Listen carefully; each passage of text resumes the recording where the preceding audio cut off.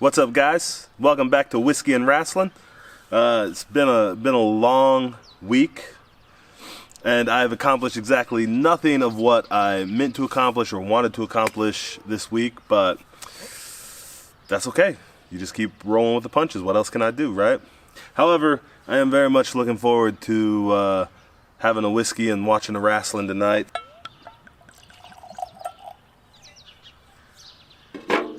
After last weekend, being particularly disappointed in the new school of wrestling, I just really needed to sink my teeth into some old school wrestling. So, in that spirit, I'm drinking Jim Beam Black, the extra aged bourbon. I've never tried this before. You know, Jim Beam is kind of my go-to whiskey, but I haven't tried a lot of their varieties, so I'm excited to try this one.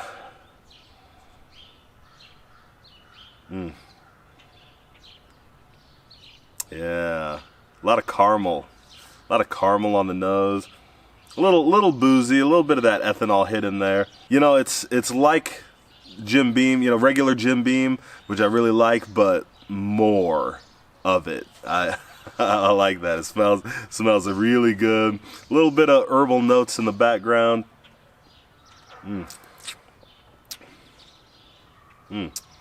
Same thing on the taste. It's like Jim Beam, but more. It's a little more full-bodied. The caramel's a little richer. The flavors overall are a little richer.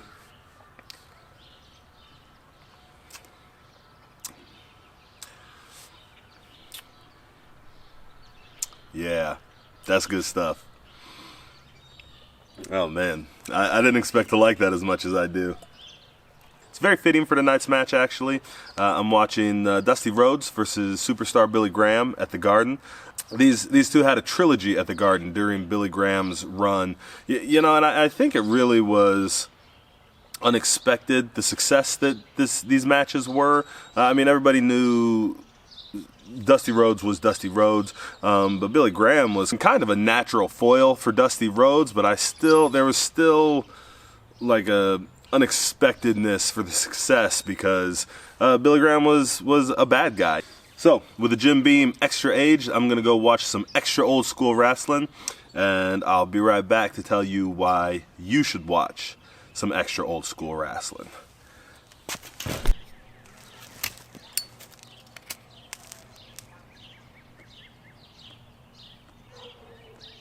Elevator pitch for the match. So you've got superstar Billy Graham, the WWF champion. You've got the American Dream, Dusty Rhodes, who has traveled from Florida to take the title from the evil Graham. Right off the bat, we see that Graham has never really dealt with anybody who is as flamboyant as him. You know, Graham was very, the WWF was very much steak over sizzle. And Graham was this, you know, tie-dye wearing, boas and bandana, slick talking New Yorker, and he really changed the mold, you know, and really broke the mold. And even though he was a bad guy, you know, he had a long run with the championship, continued to sell out the Garden, which was unusual. They were a superstar. Well, they were a face promotion. You know, they would put their belt on a hero and let him run with it. Bruno, Pedro Morales. Even after Superstar, they returned to that formula with Bob Backlund. So Superstar, here's this slick talking, you know, flamboyant superstar, and now he's got to deal with Dusty Rhodes, who is even slicker talking and possibly even more flamboyant. And so right off the bat, you know, we get this great interplay of characters where Superstar is not quite sure how to deal with Dusty Rhodes, and Dusty Rhodes is doing his thing, juking and jiving, slipping and sliding as he does. And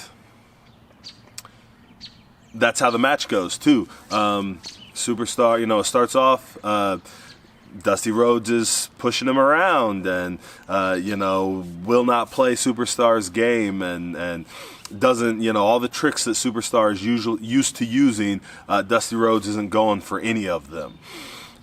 So he's able to take Billy Graham off his game early on and really, you know, controls the match for a long period in the beginning.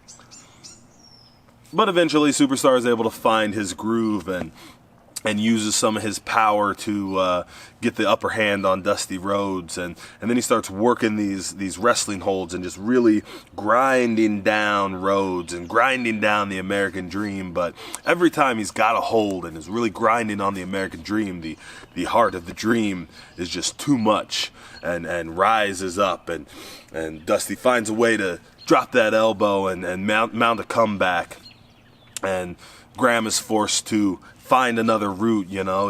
He'll stop the Dream and have to lock on another hold, until eventually the American Dream is able to get his groove back and really just beats Superstar Billy Graham pillar to post, dumps him over the top rope. Superstar takes a bad spill to the outside and is unable to answer the count. Therefore, the winner, but not your new champion, the American Dream, Dusty Rhodes. So this is one of those times where I have to admit that maybe this match, this old school match, wouldn't get over with a new school crowd. Although it is not because of anything in or not in the match.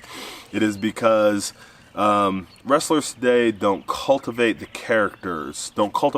characters the way Superstar and Dusty Rhodes did. I mean, this match is a masterclass on watching two performers play off the crowd and play off each other. That's what the thing I really love about watching this match is the interplay between the two characters.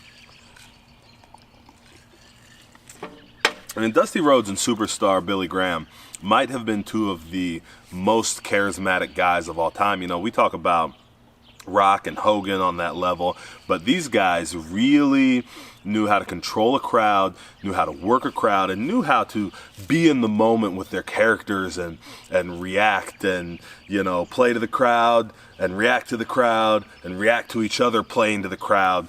It's really a lost art today. Wrestlers today, they feel like they need to do all the moves and be athletic and wow the crowd with their wrestling.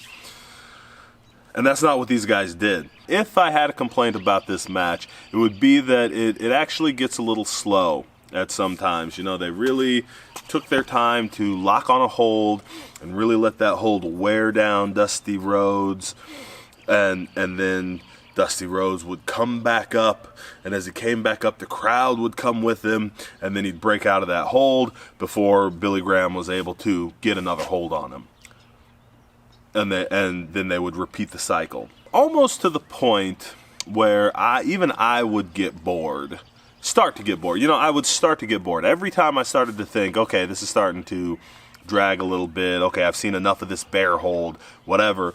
Every time I started to think something along those lines, that's the exact moment they started to go into something else. So they obviously had a grasp on what they were doing, and I imagine it was part of the method was to, get the crowd right to that edge of, okay, this is boring, and then Dusty Rhodes would start to come back, and you could see it in the crowd, because every time Dusty Rhodes came back, the crowd was right there with them. It was, they would come up, they would come out of their seats and cheer, and they weren't on their feet the whole time for this match, and that's okay. I think one of the detriments of the business today is that wrestlers want this kind of constant crowd reaction, crowd cheer, like they want the crowd to be on their feet the whole time, and that's just not the way it is. It's not realistic, and it's not the way it will ever be. You want to bring the crowd up, sit them back down, bring them up, sit them back down, and that's what these guys did masterfully.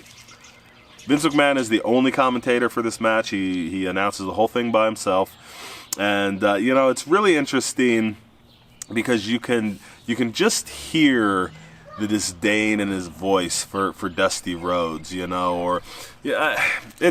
not disdain. I guess it goes the other way. You can hear the admiration he has for Superstar Billy Graham, and the admiration he has for Superstar's body, and he even calls Dusty Rhodes sort of a roly-poly statuesque compared to the muscular Graham, and you can just hear it, all the way through. There's this he's enamored with superstar Billy Graham, and it never seems like he's a heel commentator or anything. And maybe, honestly, maybe there's a lot of hindsight bias, knowing what we know about Vince McMahon today and what he admires and what he looks for in superstars. Maybe that's a little bit of hindsight bias in listening to this and the way he talks about Billy Graham, but also you can tell he's like, oh my God, look at his muscles, his arms are so big, and he's shredded, my God. I'm actually not sure where you can find this match now. I don't ever remember looking for it on the network, and I'd be surprised if it's on Peacock yet. I have it on I watched it on the American Dream, the Dusty Rhodes Story DVD collection. But it's Dusty Rhodes versus Superstar Billy Graham at the Garden, September 26th of 1977. If you can find it, you should definitely check it out. I give it 3 fingers of goodness, and Jim Beam Black, extra aged. I'm gonna give it 3 stars. So this is a good night. Good way to end. Good way to end kind of a shitty week.